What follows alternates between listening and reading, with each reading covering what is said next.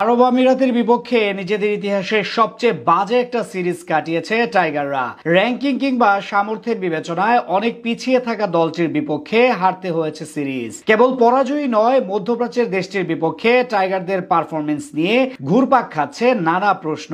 বিশেষ করে দ্বিতীয় টি-20তে 204 রান করেও পরাজয় ইঙ্গিত করছে ভিন্ন কিছুর। এমনকি মাঠে তাদের ডেডিকেশন নিয়েও দেখা দিয়েছে সংশয়। এত সব বাজে খবরের ভিড়ে আরো একটা বাজে সংবাদ বাংলাদেশের। আগেই পাকিস্তান সফর থেকে নিজের নাম প্রত্যাহার করে নিয়েছিলেন স্পিডস্টার নাহিদ রানা। এবার ইনজুরিতে পড়ে ছিটকে পড়লেন কাটার মাস্টার। আইপিএল এর ম্যাচে চোট পেয়ে ছিটকে পড়েছেন পুরো সিরিজ থেকে। তার অনুপস্থিতিতে অনেকটাই দুর্বল হয়ে পড়েছে বাংলাদেশের পেস বোলিং লাইন আপ, যে কারণে পাকিস্তানের বিপক্ষে পেস অ্যাটাক সাজাতে বেশ বেগ পেতে হবে কাপ্তান লিটন দাসকে। তবে ওপেনিং জুটি নিয়ে নেই কোনো সংশয়, তানজিদ তামিমের সাথে ওপেন করতে নামবেন পারভেজ হোসেন ইমন। আরব আমিরাতের বিপক্ষে টাইগারদের মধ্যে সবচেয়ে বেশি রান করেছেন এই দুই ব্যাটারি। এরপর ব্যাট করতে নামবেন অধিনায়ক লিটন কুমার দাস। গত সিরিজটা মন মতো না কাটলেও ফর্মে ফেরার আভাস দিয়েছেন টাইগার কাপ্তান। পাকিস্তানের বিপক্ষে ব্যাট হাতে জ্বলে উঠতে চাইবেন তিনি। মিডল অর্ডারে আস্থা থাকবে তাওহিদ হৃদয়ের ওপর।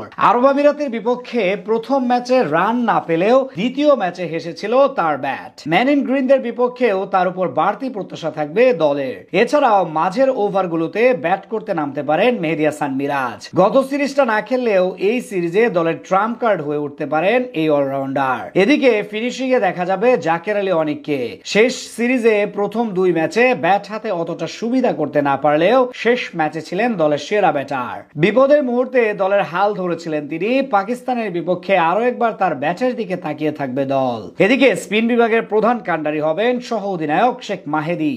শেষ সিরিজটা মন্দ কাটলেও এই ফরম্যাটে দুনিয়ার অন্যতম সেরা স্পিনার তিনি। তার সাথে থাকছেন সদ্য পিএসএল জেতা tiger leg spinner Rishad Hossain. বিগত সময় ধরে সংক্ষিপ্ত ফরম্যাটে দেশের সেরা বোলার তিনি। এছাড়াও থাকছেন মেহেদী হাসান মিরাজ। অন্যদিকে মুস্তাফিজের অনুপস্থিতিতে পেস বোলিং এর নেতৃত্বে থাকবেন হাসান মাহমুদ। সাম্প্রতিক সময়ে দারুণ ফর্মে রয়েছেন তিনি, বিশেষ করে ডেথ ওভারে ব্যাটারদের কাছে হয়ে উঠেছে দুর্বিষহ।